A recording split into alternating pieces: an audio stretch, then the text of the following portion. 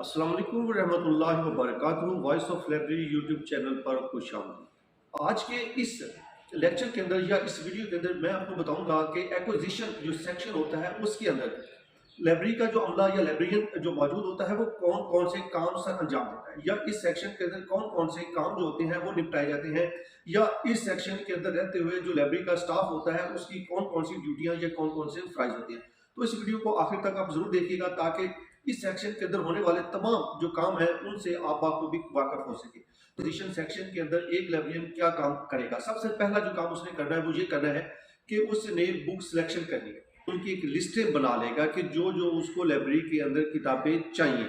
हम जो करेगा वो होगा बुक सिलेक्शन का, कि आप उसने बुक सिलेक्शन कैसे करनी है। फिर वो बुक सिलेक्शन के मुख्तलिफ टूल्स जो मौजूद होते हैं, सबसे पहले ह्यूमन सोर्सेज होते हैं जिनको हम यूज़ करते हैं, उनसे पूछते हैं। दूसरा जो होता है डॉक्यूमेंट्री सोर्सेज होते हैं, उनकी मदद से बुक सिलेक्शन की जाती है। और आजकल जो है वो इलेक्ट्रॉनिक सोर्स जो है उसको यूज़ किया जाता है बुक सिलेक्शन करने के लिए। ह्यूमन सोर्सेज के अंदर तमाम अफराद आ जाते हैं, और जो दूसरा है सोर्स है हमारा डॉक्यूमेंट्री सोर्स, उसके अंदर पब्लिशर के अखलाक आ जाते हैं, बिब्लियोग्राफीज आ जाती हैं। और इलेक्ट्रॉनिक सोर्सेज के अंदर जो है वो इंटरनेट, और इंटरनेट के ऊपर जितनी भी चीज़ें social media, Facebook, WhatsApp, Twitter वगैरह जो भी है वो सारी की सारी इसके जमरे में आ जाती है। इसके बाद जो तीसरा कदम उठाएगा वो होगा नुमाइश कुतब, एग्जीबिशन में लगाएगा बुक्स की। अगर एग्जीबिशन नहीं लगा सकता तो वो फिर फिजिकली जाके बुक्स के ऊपर किताबों को पसंद करेगा, ले लेगा, वहाँ पे चेक करेगा कि कौन सी किताब किस पब्लिशर के पास किस दुकान पे मौजूद है। अगर वो फिजिकली भी नहीं जा सकता तो फिर वो डाक के जरिए जो पब्लिशर कैटलॉग है वो मंगवा लेगा। अगर वो भी नहीं मंगवा सकता तो फिर ईमेल के जरिए या ऑनलाइन जो इंटरनेट है वेबसाइट्स के ऊपर जाके उनको डायरेक्ट जो है वो रिक्वेस्ट करेगा कि आप हमें मुझे ये किताबें दे दें। इसके बाद जो अगला काम वो करेगा कि वो कोटेशन उनसे मंगवाएगा, कि वो सिर्फ एक फर्द से या एक जो बुक सप्लायर होगा उससे किताबें नहीं लेगा, बल्कि वो मुख्तलिफ जो बुक सप्लायर्स हैं उनको वो मैसेज करेगा कि आप हमें ये किताबें जो हैं चाहिए, वो आप हमें उसकी एक जो है वो कोटेशन दे दें। तो फिर अगर वो एक से ज्यादा 2, 4, 6, 10 पब्लिशर उसको जो ऑर्डर देना चाहता है या जो बुक उसने सिलेक्शन की है उसकी जो लिस्ट है उसके मुताबिक मुख्तलिफ लोग जो मुख्तलिफ पब्लिशर या बुक सप्लायर जो है वो उसको कोटेशन भेज देंगे। इसके बाद क्या होगा कि जब कोटेशन आ जाएगी फिर उस कोटेशन को वो रिव्यू करेगा। रिव्यू लाइब्रेरी कमेटी जो है वो रिव्यू करेगी, उसको देखेगी कि जिसका डिस्काउंट सबसे ज्यादा होगा या जिसकी प्राइस जिसने सबसे कम दी होगी तो वो ऑर्डर फिर उसको दे दिया जाता है। अच्छा, ऑर्डर देने से कबल जब वो कोटेशन सारी आ जाएंगी तो फिर उसको उसकी डुप्लीकेशन चेक की जाती है। डुप्लीकेशन चेक की जाती है कि आया कि पहले कोई किताब जो हम लिस्ट ऑर्डर दे रहे हैं उसकी जो पहले कोई किताब हमारी लाइब्रेरी में मौजूद तो नहीं है। वो फिजिकली जाके किसी कैटलॉग को देखेगा या पैक की मदद से उस लाइब्रेरी का जो कैटलॉग है उसको तलाश कर लेगा कि आया ये किताबें हमारे पास पहले से मौजूद है या नहीं। अगर पहले से मौजूद है तो वो नहीं खरीदेगा। अगर पहले मौजूद नहीं है, रिकॉर्ड में वो शो नहीं हो रही, तो फिर वो किताब जो है उसको खरीद लिया जाता है और उसका ऑर्डर जो है वो कम रेट वाले जो होते हैं बुक सप्लाई होते हैं उनको वो ऑर्डर दे दिया जाता है। अच्छा, जब देते हैं तो उस वक्त भी फिर एक डिस्कस उनके साथ की जाती है डिस्काउंट की। जो गवर्नमेंट के रूल्स के मुताबिक होते हैं डिस्काउंट, इतना इतना डिस्काउंट हर किताब के ऊपर मौजूद है, तो हम आप उसके ऊपर नहीं रहते, बल्कि कोशिश की जाती है या लाइब्रेरियन जो है वो कोशिश करता है, उनसे बातचीत करता है ज़्यादा से ज़्यादा डिस्काउंट लेने की। और जो ज़्यादा डिस्काउंट देगा जो गवर्नमेंट के रूल्स के मुताबिक है 20%, 25%, 15%, 10%, उससे जो जिन किताबों के ऊपर ये डिस्काउंट मौजूद है उससे भी कहीं ज़्यादा वो डिस्काउंट लेने की कोशिश करेगा। अच्छा, जब आपने ऑर्डर दे दिया, ऑर्डर देने के बाद फिर क्या होगा कि आपको अब किताबें, वो ऑर्डर के अंदर मेंशन होता है कि आपको बुक्स वो 14 दिन के अंदर देगा या 15 दिन के अंदर या 1 महीने का जो टाइम फ्रेम तय हो जाता है उसके मुताबिक वो किताबें आपको देने का पाबंद होगा। वो किताबें जब आपके पास आ जाती हैं तो फिर किताबों को रिसीव जब आप करते हैं तो फिर उस ऑर्डर लिस्ट जो होती है, जो आपने ऑर्डर दिया था उस लिस्ट से उन किताबों को वेरीफाई किया जाता है।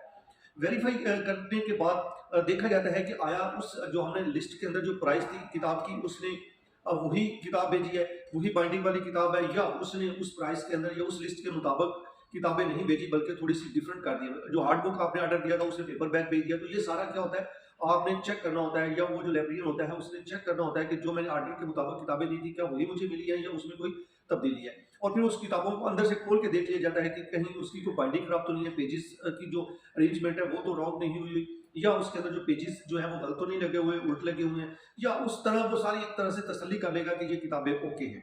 जब किताबें वो उसको कंफर्म हो जाएगा कि किताबें अब ओके हैं, इनमें से बिल्कुल सारी ऑर्डर के मुताबिक है, तो फिर उन किताबों को वो एक्सेशन रजिस्टर के अंदर दर्ज करेगा। एक्सेशन रजिस्टर के अंदर दर्ज करने के बाद एक फिर वो यूनिक नंबर जो एक्सेशन नंबर या दाखिला नंबर होता है वो फिर किताबों के ऊपर लगाएगा।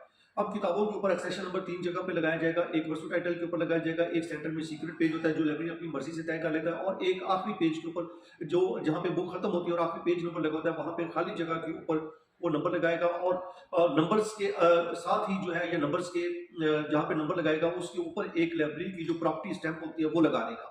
प्रॉपर्टी स्टैंप लगने के बाद अब किताब जो है वो आपकी मलकियत, उस लाइब्रेरी की मलकियत बन जाती है। एक्सेशन नंबर या एक्सेशन रजिस्टर में दर्ज होने से कबल किताब किसी भी वक्त चेंज हो सकती है, किताब किसी भी वक्त आप उसको तब्दील कर सकते हैं।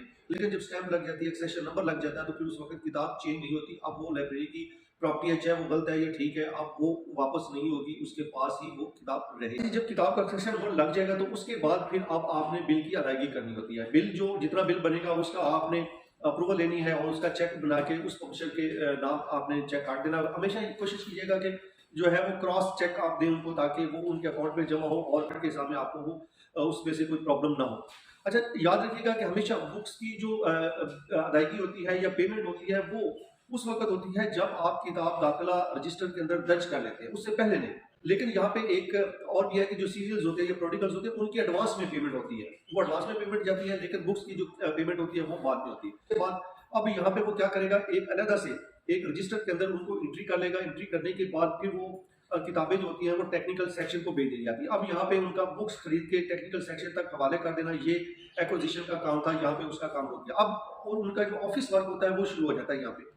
अब उसमें क्या है कि उसने जितने भी ऑर्डर्स दिए हैं या जितनी भी बिल बनाए हैं उनकी एक फाइल तैयार करेगा। बिल फाइल उसको अलग एक साल के हिसाब से रख लेता है, या एक साल के हिसाब से एक फाइल बना ली जाती है जिसमें तमाम बिल्स की एक एक कॉपियां पड़ी होती है कि ये बिल हमने दिया, बिल नंबर लगे होते हैं हर साल के हिसाब से अलग अलग। फिर जो ऑर्डर आपने कैंसिल करने उनकी एक फाइल अलग से बना लेनी है कि जो ऑर्डर आपने कैंसिल किया, जो बुक कैंसिल की है उसको आप अलग से एक अलग फाइल बना लेते हैं।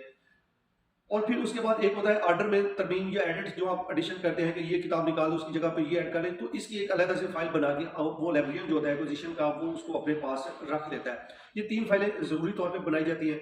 और चौथी फाइल जो होती है उसके अंदर एक अलग से जितने भी पाकिस्तान के अंदर पब्लिशर्स होंगे या बुक सप्लायर्स होंगे उनकी एक लिस्ट मौजूद होती है, ताकि बवक्त ज़रूरत उनके कॉन्टैक्ट नंबर वहाँ पे मौजूद होते हैं कि जब भी कोई किताब की जरूरत पड़े तो उन पब्लिशर में से किसी को उठा के वो किताब मंगवा सकता है। तो ये पब्लिशर का जो रिकॉर्ड होता है उसके लिए एक अलग से फाइल तैयार की जाती है।